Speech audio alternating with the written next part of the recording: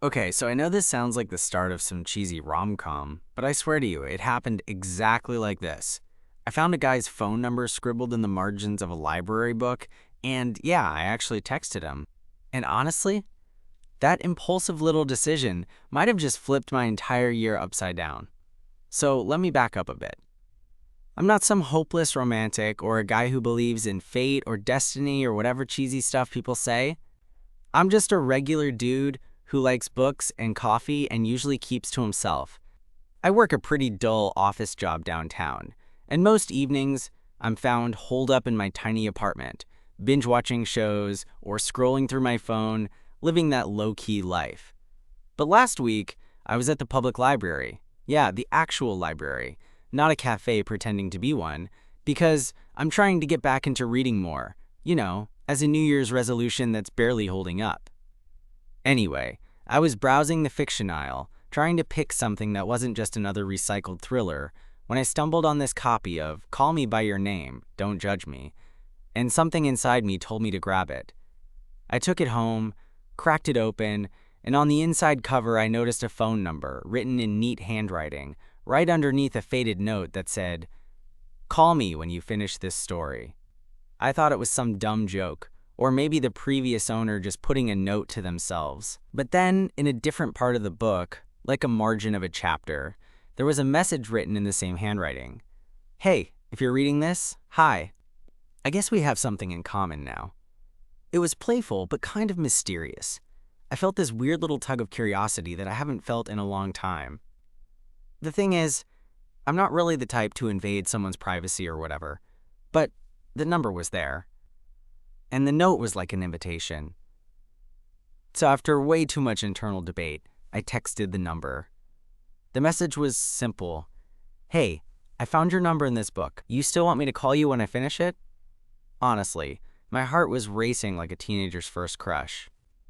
I sat there staring at my phone, half expecting no reply, or maybe some confused, "Who's this?" But then, almost instantly, my phone buzzed with a reply. "I guess you do. I'm Luca." And just like that, this random, impulsive decision pulled me into something I never saw coming. The mystery guy with the number in the library book? He wasn't just some stranger. Luca's words were light, funny, and somehow already felt familiar. It was like the beginning of a story I didn't know I wanted to be part of. So yeah, that's where I am now, waiting to see where this whole texting a guy from a library book thing goes. And honestly, I'm kind of excited to find out. So after Luca's message popped up on my screen, I sat there for a moment, just staring at his name, like, okay, this is actually happening. I don't know why, but it felt kind of surreal.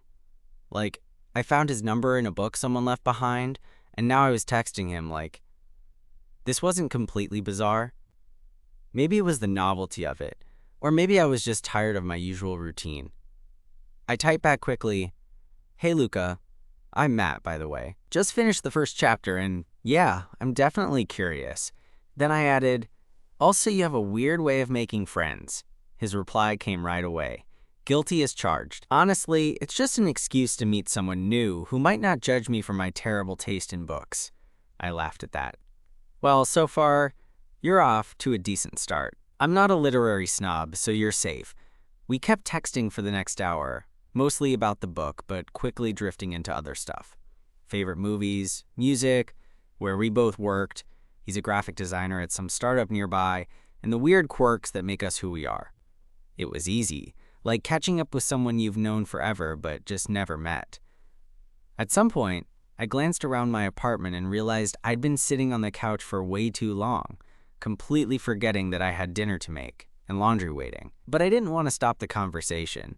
There was something about Luca that felt genuine. Like, in a world where everyone's guarded or filtered on social media, here was someone being real. Then he asked, "So, what made you pick up that book in the first place?" It's not exactly a casual read. I paused for a second. It was a good question. I guess I'd been feeling kind of stuck in a rut. Work was stressing me out, and weekends were just a blur of errands and Netflix binges. I wanted to do something a little different, maybe even feel something again. I guess I was just craving something honest. Something that felt like more than just the same old stuff. I typed. He sent back, I get that. Sometimes a story can remind you who you are or who you want to be, or at least give you a break from the noise. I smiled reading that. It was weird how texting could feel so intimate sometimes. Eventually, Luca suggested, hey, since we're both into this story now, want to meet up and talk about it? Maybe at that little coffee shop across from the library? I almost said no because meeting someone in person who I found in a book seemed like the kind of thing people only do in movies. But then again, what did I have to lose? Yeah, I replied. Let's do it. Thursday evening? Perfect, he wrote. Looking forward to meeting the guy who actually reads. Thursday came faster than I expected. I spent the whole day feeling this weird mix of excitement and nerves. I don't know why I was so anxious. I mean, it's just coffee, right? But it felt like more than that. When I walked into the coffee shop, I saw him immediately. Luca was sitting at a small table near the window, casually scrolling on his phone. He looked up, caught my eye, and smiled this kind of warm, easy smile that made my stomach do that weird fluttery thing. I walked over somewhat awkwardly and said, Hi, I'm Matt. He stood up and shook my hand, but then he lingered and said, I'm glad you came. We ordered coffee and sat down, and it was just like our texts. Comfortable, natural, like we'd known each other longer than a week. We talked about everything and nothing. The book, his art projects, my job frustrations, the weird little things that make us who we are. At one point, Luca reached for his coffee, knocking it a little, and laughed. See, I'm clumsy too. I grinned. Good to know. I was starting to think I was the only one. The more we talked, the more I realized there was this unspoken connection building. Like we were both cautiously opening up, testing the waters without rushing. And honestly, it felt kind of amazing. Eventually, the conversation shifted to something a little more personal. Luca told me about growing up in a small town and how moving to the city had been both terrifying and freeing. I shared some of my own stories about feeling like I was just drifting sometimes, unsure where I was going. There was this moment where our eyes met, and I could tell he was feeling it too, the kind of quiet electricity that doesn't need to be said out loud. Before we knew it, the coffee shop was closing, and we both realized we didn't want the night to end. Walking back toward the library, Luca looked at me and said, You know, I never expected a forgotten phone number in a book to lead to this. I smiled, feeling something I hadn't felt in a long time. Hope. Neither did I. We said goodbye outside the library with a promise to do it again soon. And as I walked home, I kept replaying the whole evening in my mind, amazed at how a random scribble in a library book could turn into something real. I don't know what's next for us, and honestly, that's kind of exciting. But one thing's for sure. Sometimes, the best stories start with a little bit of mystery and a leap of faith. The next few days after our coffee meetup were a blur of those little moments that make your heart beat a little faster. We texted constantly, but it wasn't that frantic, needy kind of messaging that you sometimes get. It was easy, like picking up a conversation where you left off without forcing it. I found myself looking forward to those messages more than I expected, which caught me off guard because I'm usually pretty guarded about that stuff. Thursday had been great, but by Saturday, I was itching to see Luca again. So when he texted me late Friday evening, I have an extra ticket to this art exhibit downtown. Wanna come? I didn't hesitate. I blurted back, yes, absolutely. Saturday evening rolled around, and I tried to hide how nervous I was while choosing what to wear. Not that I was planning a fashion show or anything, but I still wanted to look decent. Luca showed up right on time, wearing that easy smile again, and the way he greeted me made me feel like I'd known him longer than a couple days. The exhibit was a small indie gallery showcasing local artists. It wasn't fancy, but there was something intimate about the place, the kind of vibe where you feel like you're discovering hidden gems. Luca talked passionately about the pieces, explaining the stories behind some of the works. I listened, genuinely interested, even though I'm usually the guy who skims the plaques and moves on. He had this way of making art feel alive, like it was breathing and telling secrets just for us. At one point, we found ourselves standing in front of this large painting that was mostly blues and grays, kind of moody but beautiful. I turned to Luca and said, You really see a lot in these, don't you? He shrugged, then smiled softly. I guess I'm just someone who looks for meaning, even in the little things. Helps me make sense of the world. Or maybe I'm just a hopeless romantic. I laughed. Yeah, I'm starting to get that. After the exhibit, we wandered through a nearby park, the city lights twinkling around us. The air was crisp, that early spring kind that makes your cheeks tingle. We talked about everything, our families, childhood memories, the awkward first crushes we never told anyone about. I found myself sharing things I usually keep locked away. With Luca, it felt safe. At one point, he stopped walking and looked at me directly. Matt, do you ever feel like you're waiting for something or someone, but you're not sure what or who? Like this vague sense that life's about to change, but you don't know how? I nodded, honestly surprised at how perfectly he'd put into words something I'd been feeling for months, but couldn't quite articulate. Yeah, it's like I'm stuck in this holding pattern, and part of me is scared to take a leap. He smiled, eyes warm. Maybe that leap isn't as scary when you're not doing it alone. I felt my heart thump in my chest, and for a moment, we just stood there, the quiet between us louder than any words. The walk back to the subway was easy, hand in hand kind of easy, even though we hadn't said anything about that. It just felt natural. When we reached the platform, Luca turned to me and said, "So, book guy, what's next? Another chapter together?" I grinned. I think I'm ready for that. That night as I lay in bed, I kept replaying every detail, the way he laughed, how his hand felt wrapped around mine, the softness in his eyes when he looked at me. It was new and exciting and terrifying all at once. But mostly it felt like something real. Over the next week, we met up a few more times, sometimes for coffee, other times just to walk around the city, sharing stories and stolen glances.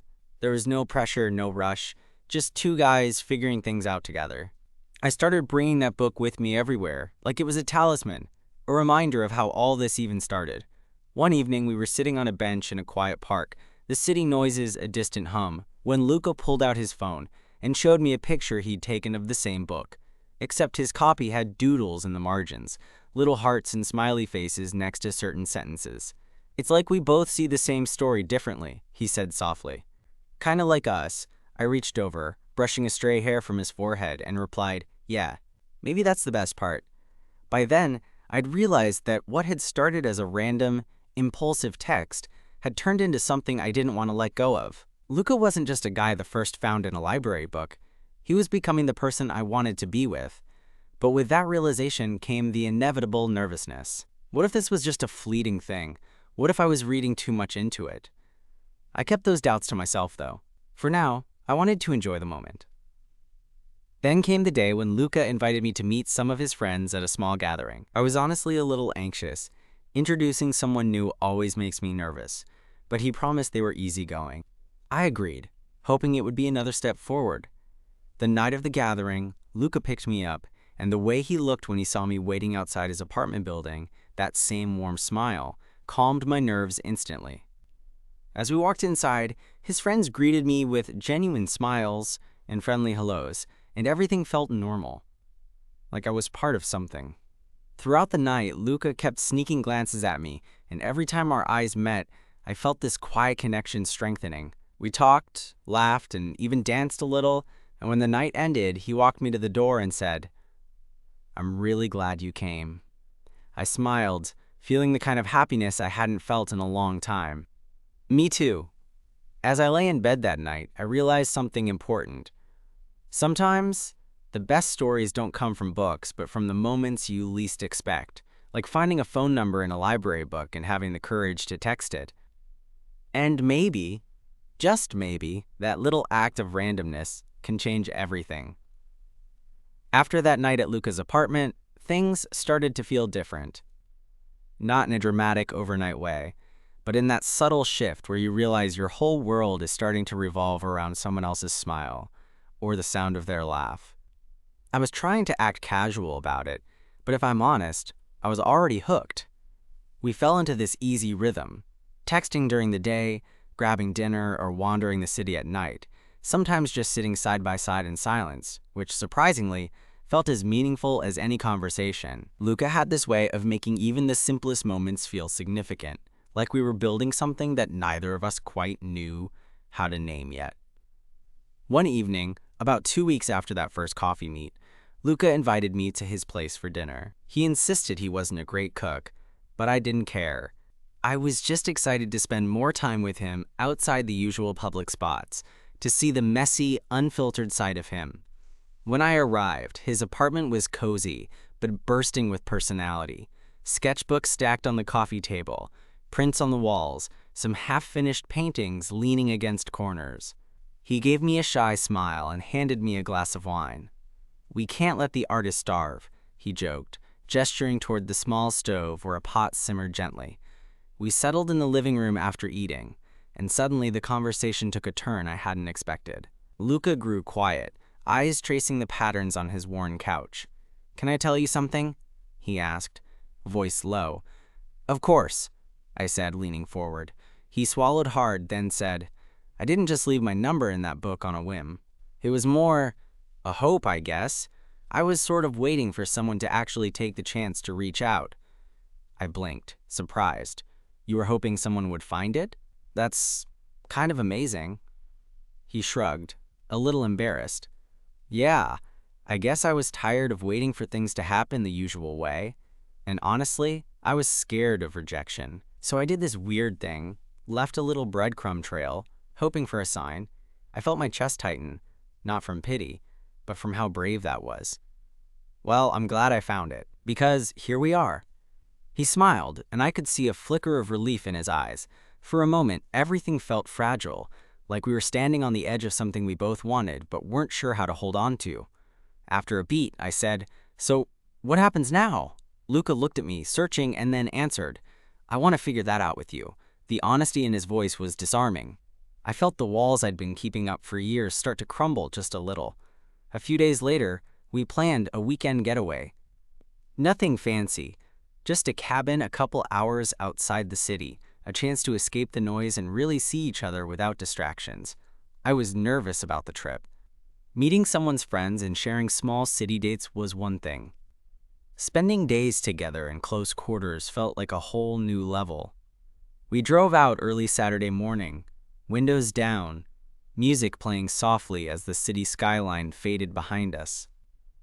Luca kept stealing glances my way, and each time, I felt this mix of excitement and vulnerability that I wasn't used to. It was thrilling and terrifying all at once. The cabin was rustic but charming. Warm wooden floors, a fireplace, and big windows that showed nothing but trees and sky. That night, we made a fire, cooked dinner together, and sat close enough to feel the heat radiating between us. I couldn't stop looking at him, memorizing every detail, the way his eyes caught the firelight, the soft curve of his smile when he laughed at a joke I made. As the night deepened, the conversation drifted to our past relationships, things we'd learned, things we'd hoped for but never found. Luca admitted he'd been hurt before, that sometimes trust was the hardest thing to give. I shared some of my own scars, the kind you don't often talk about. Then, in a quiet moment, he reached out and took my hand. It was a small gesture, but it felt like a promise. Like he was saying, "I'm here, and I want this." I squeezed his hand back, feeling something I hadn't allowed myself to feel in a long time: hope. The next day, we hiked through the woods, the sun filtering through tall pines as we wandered without a map. We joked, teased, and sometimes just walked in companionable silence. At one point, Luca pulled me aside to a clearing with wildflowers swaying in the breeze. He looked serious for a second, then smiled shyly. "I don't want this weekend to end." "Me neither," I admitted. He shrugged, then said, "Maybe we don't have to let it." I felt an unspoken understanding settle between us. No labels, no rush. Just two people stepping carefully into something new. When we got back to the city, things didn't suddenly get perfect. Life still threw its usual curveballs: work stress, family stuff, moments of doubt. But I found that having Luca made those days feel less heavy. Like we were a team, even if we didn't always have the answers. One night, a couple weeks after the cabin trip, we were sprawled on my couch watching a terrible action movie, because that's apparently what we bond over. Midway through, Luca's phone buzzed with a message from his mom. He read it, sighed, and looked over at me. Family stuff. Nothing serious, just complicated. I nodded, feeling that familiar urge to offer comfort, but also wanting to respect his space. Instead, I reached over and took his hand again. He squeezed it back, and I could tell the gesture meant more than words. It hit me then how far we'd come, from a random phone number in a library book to this quiet, steady connection, where silence felt safe and presence felt like home. I don't know what the future holds for us. Maybe we'll stumble. Maybe we'll soar. But for now, I'm okay with not knowing all the answers. Because sometimes, the best parts of life happen when you take a chance on the unexpected and trust that the story you're writing together is worth every twist and turn. A few days after that quiet night on my couch with Luca, something unexpected happened. I was walking home from work, earbuds in, mind somewhere between the spreadsheet I'd just closed and what I'd have for dinner, when my phone buzzed again. This time, it wasn't Luca, but a message from an unknown number. I almost ignored it, thinking it was spam, but something made me open it. "Hey Matt, this is Marco." My heart skipped a beat. Marco, the name Luca had mentioned once or twice without much detail, usually when he grew a little quiet. He'd said Marco was his ex, someone who'd meant a lot but wasn't in his life anymore. I was surprised and a little unsettled to get a message from him now. The message continued. "Luca told me about you. I just wanted to say hi. I'm glad he's happy." I stared at the screen long enough that the street lamp flickered above me. I wasn't sure how to respond. Part of me was curious, but mostly I felt protective of Luca, and cautious about what or who Marco's message might mean. I typed back, keeping it simple. "Thanks for reaching out. Luca's an amazing guy." Marco replied almost immediately. "He deserves that. Just want you to know, if you ever have questions, I'm here." Questions. That word sat heavy. I didn't want to stir trouble, but I also didn't want secrets lurking under the surface. I showed Luca the messages later that night. He sighed, running his fingers through his hair like he'd been holding something in for a while. "Marco reaching out wasn't a surprise," he said. "We didn't end well, but I guess he's trying to be civil. Or maybe he's just curious." I could tell it bothered Luca more than he wanted to admit. "Do you want me to respond?" I asked gently. He shook his head. "No, this is something I need to handle, but thanks for showing me. I don't want any secrets between us." That honesty made me feel closer to him, but it also opened this new layer of complexity. Relationships aren't clean or simple, and I was starting to see that more clearly. Over the next week, the Marco messages stopped, but the tension lingered. Luca seemed distracted, and I didn't want to push too hard. I kept reminding myself that trust isn't built overnight. It's earned, fragility included. Then came a Sunday afternoon when Luca invited me to his favorite bookstore. I'd already gotten used to him dragging me into all sorts of quirky spots, but this place was special, small, cozy, with books piled from floor to ceiling and that faint scent of old paper and coffee. As we browsed, Luca pulled out a worn copy of a poetry collection and handed it to me. "I want you to have this. It's been with me through a lot." I flipped through the pages and noticed a handful of folded notes tucked inside. Curious, I opened one and read a line scrawled in familiar handwriting. "For when you need to find strength in words." Luca watched me closely. "I've been saving those notes for someone." I looked up, my heart thrumming. "Do you mean me?" He nodded, cheeks flushing. "Yeah, I guess I do." That moment felt like a quiet promise, a step into vulnerability that scared me and thrilled me all at once. I tucked the book under my arm and leaned into him, feeling that same fluttery warmth I'd felt the day I found his number. Life settled into this comfortable pattern after that. Work, texts, dinners, late-night talks. But as much as I loved the easy parts, I also sensed the undercurrents. Fears, past wounds waiting to be unpacked. One evening, we sat on my balcony watching the sun dip below the skyline. Luca's voice was soft. "I need to tell you something." I braced myself. When Marco and I broke up, it was messy. I wasn't ready to be honest with myself about who I was. I hurt him. I hurt myself. And sometimes I wonder if I'm worthy of what I'm building with you. His vulnerability caught me off guard. I reached out, taking his hand in mine. You are. Worthy doesn't mean perfect. It means real. And what we have, it's real. He smiled, tears shining in his eyes. Thank you for believing in me. I squeezed his hand. I'm not going anywhere. Not unless you want me to. For the first time, I saw Luca fully. Not just the guy I'd met through a scribbled phone number, but someone brave enough to try again despite the past. Weeks turned into months, and our story continued unfolding. Sometimes messy, sometimes beautiful, always ours. We celebrated small victories, like Luca finishing a major project at work, or me finally nailing a presentation I'd been nervous about. We held each other through tough days and made space for laughter when things felt overwhelming. One night, as we walked home from a late dinner, Luca stopped and pulled me close. I never thought a number in a library book could change my life, he said. I smiled, heart full. Neither did I, but I'm glad it did. He looked into my eyes, brushing his thumb over my cheek. Me too. And in that moment, the city around us faded away, leaving just the two of us. Two people who had taken a chance on the story that was still being written. One text, one touch, one honest moment at a time. There's something about how life works in unexpected chapters, how a simple random moment can grow into something you never saw coming. Looking back, it still amazes me that all of this started because I found a phone number in a library book and decided to send a text. That small, impulsive act led me to Luca, and with him, to a kind of connection I didn't even realize I was missing. Over time, we built something real, slowly, sometimes awkwardly, but always honestly. We learned how to trust each other, how to share the messy parts without fear, and how to hold space for the awkward silences and the laughter, the late-night talks and the quiet mornings.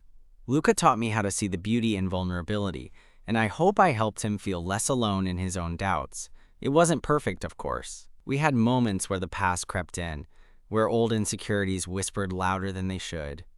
But every time, we chose to face those moments together, with patience and care. That's what made all the difference.